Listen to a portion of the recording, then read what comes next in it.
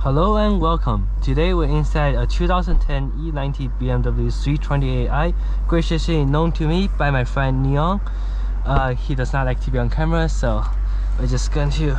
He is here with me today.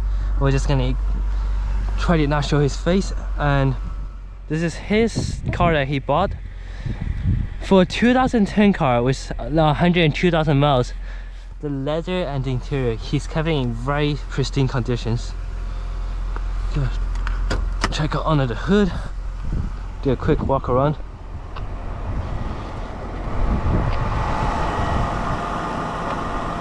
Stop me. Very clean under here as well.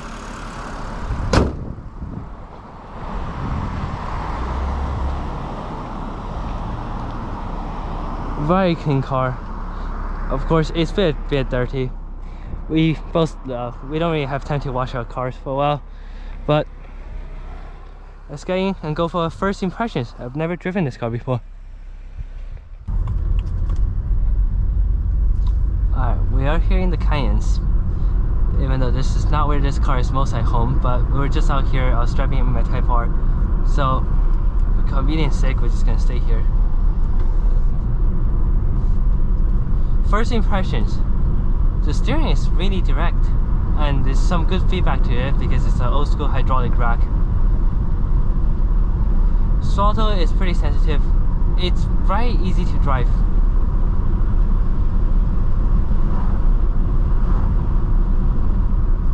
Brake is light.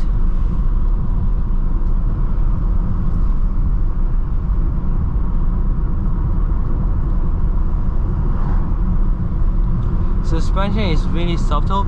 I do notice on corners there is not as much body roll as I expected, but there's definitely some.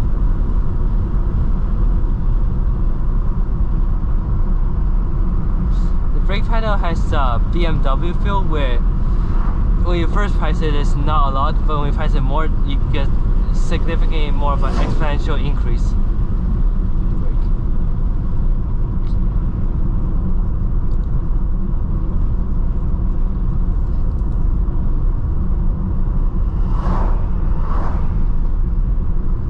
Steering is actually really precise and pretty immediate. While we are behind the traffic, I can talk about the gauge cluster. I do like the old BMW gauge cluster look. I prefer the generation after this, where we went to digital but still run gauges, to whatever they're doing right now with the weird angles looking gauge cluster.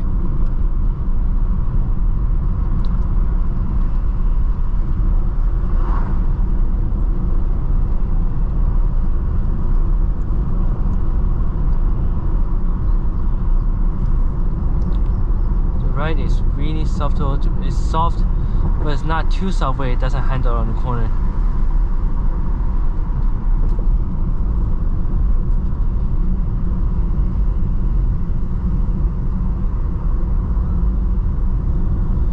You could definitely tell though, just right now, this is one of the old school lateral aspirated experience where you have to ring the engine out. Right now, just driving normally, it's fine. But there is no torque below 3000 RPM, pretty much. Alright. Now getting into a bit more of the twisty section, put the car in sport mode.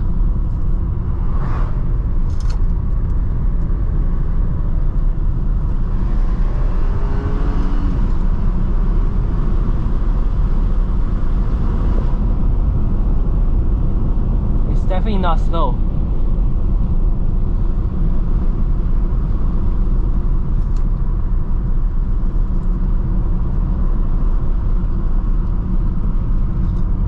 Gonna do a little bit of manual shifting here. There is no paddles, so you have to use the shifter, but it is in the correct direction, where up is down and down is up. You get to feel like hand block going through the gears. Because it's an old hydraulic steering rack, the steering weights up very naturally.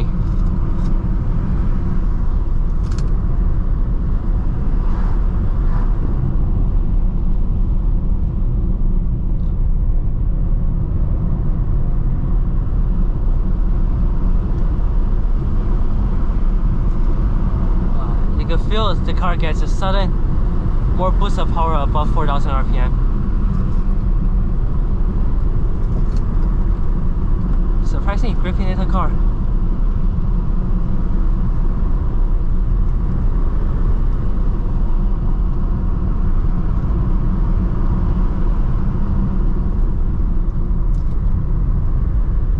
The brakes is easy to modulate.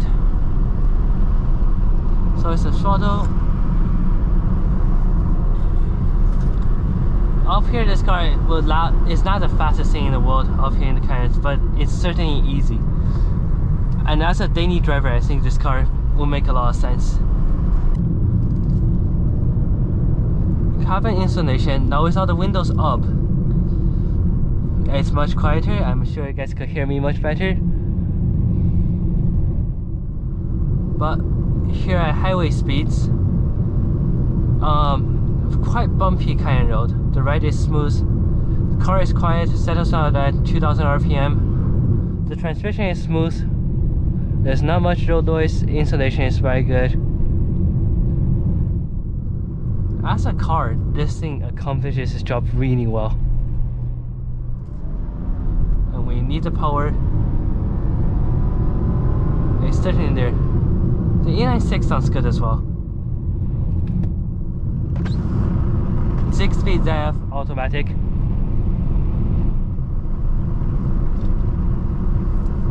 Very smooth shiftings. For a car of this type, I wouldn't ask much more of it. And according to Neon, this car is quite reliable actually.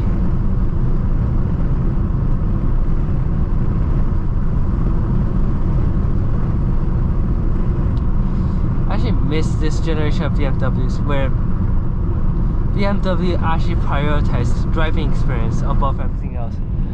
Nowadays, BMW just seem like tech boxes. They kind of emerge into the Mercedes territory, where everything is about the newest technological advance. And insulation between the driver and the road, where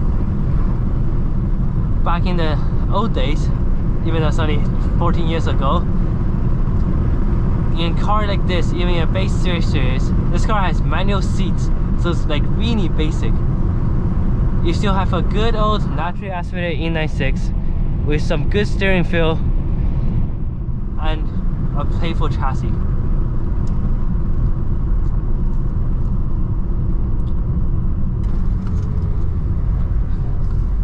Oh yeah, you can tell going through that corner.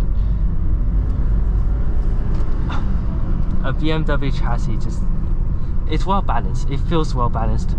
When we check out the engine here, I'm sure you guys seen as well, the engine is placed really far back for good balance, and seeing it's certainly very well balanced.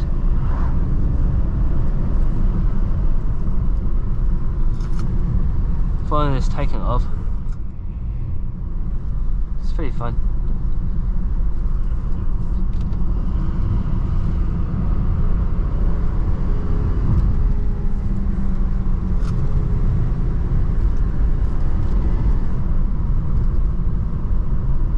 Ship a fast, and not the fastest.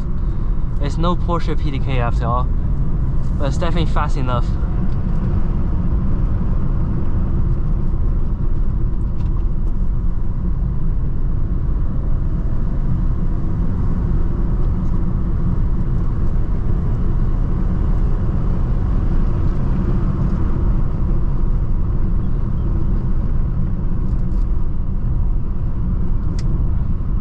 Definitely a car that likes to live out high in the refuge.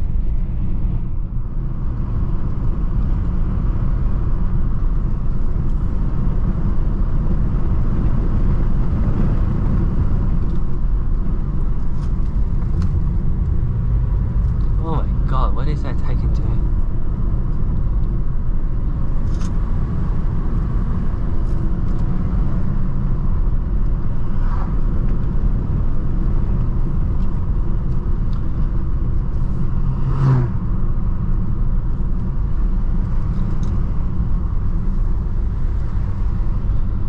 think generally speaking,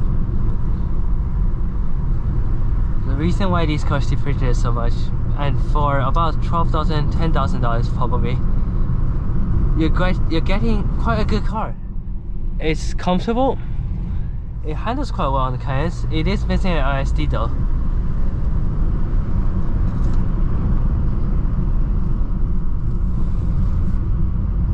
I think if you buy one that's quite well taken care of, you're actually getting quite a good car for the money, especially for that money.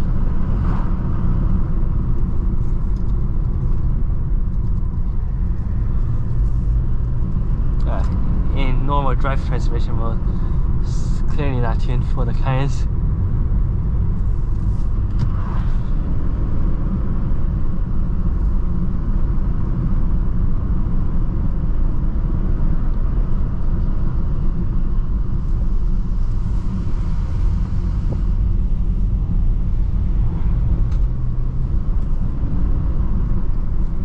This car actually grips pretty well.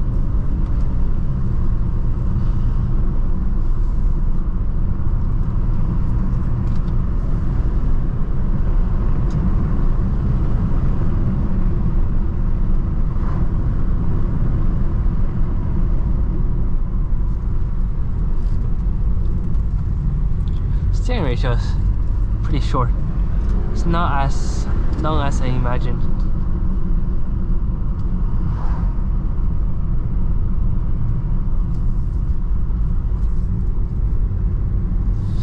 I do find the second gear to third gear ratio, the ratio change is quite big.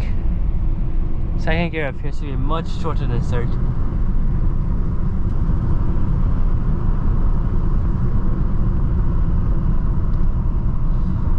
There's nothing much else to say about this car except for the fact for $10,000 to $12,000 it's comfortable, it's just overall a great car. It's certainly not the most enthusiast choice for the money. You could possibly get a G37 with a manual gearbox, and those are absolutely amazing as well. But as a daily driver, I could see why you want one of these. The E90 just is so smooth. I think if I were to conclude this car using one word, it would just be easy. It's not encouraging you to do any bad behaviors. It's easy on every situation.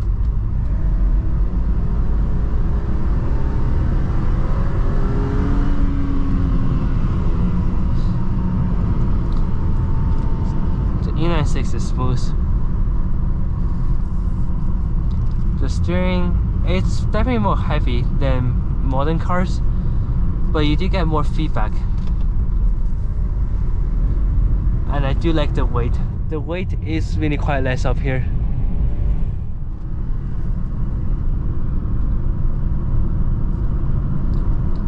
Yeah. Oh, this is a great car, a great deal. A lot of the time I feel like the same thing with old Aston Martin Maseratis. They depreciate a lot just because people overblown the unreliability of those. Although I feel like with some research, I've actually found out, hopefully someday I would actually get to, I do quite own a 07 Aston Martin Vantage for a non-term review, or something like a 2010 Maserati Quattroporte. Hopefully someday I could make that happen, and we need to see, is it as unreliable as people say? But just as right now as when I went through the forums, same thing with BMWs. These cars are not as unreliable as people say. It's just, to me, it's like, yes, it's a bit overblown, and with the price, it is a bit tempting, of course. But overall, I think the most important factor of buying a car is you should buy a car that you enjoy. And I could certainly see why people enjoy a E90 generation BMW. These things are really quite nice. And with that said, on a day like these, when it's clear, just remember, don't have your car sitting in the garage. Take it out, remember the reason why you bought it. and thank you for watching.